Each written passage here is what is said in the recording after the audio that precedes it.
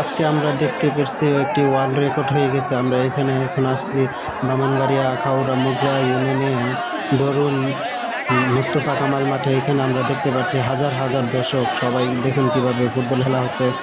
কর্নেলপুর একাদশ এবং কলেজপাড়া একাদশ আমরা কিন্তু দেখতে পাচ্ছি তারা ডাবল মোটর সাইকেল দিয়ে আজকের খেলা হচ্ছে।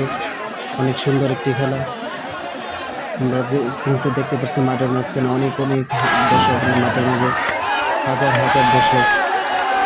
আজকে এটা কিন্তু একটি ওয়ার্ল্ড রেকর্ড হয়ে আছে।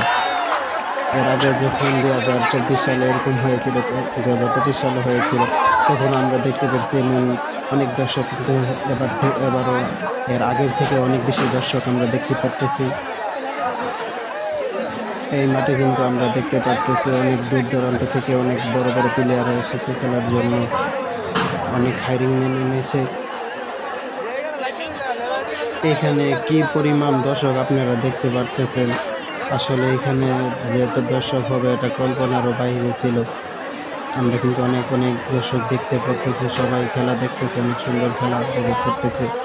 আমরা কিন্তু লাস্ট মুহূর্তে আমরা দেখতে পারলাম যে এটা পেনাল্টিতে হবে, টাইপিকারে হবে।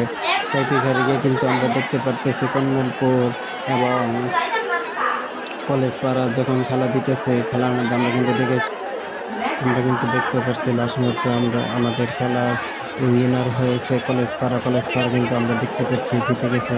লাস্ট মুহূর্তে কলেজপাড়া উইনার হয়েছে।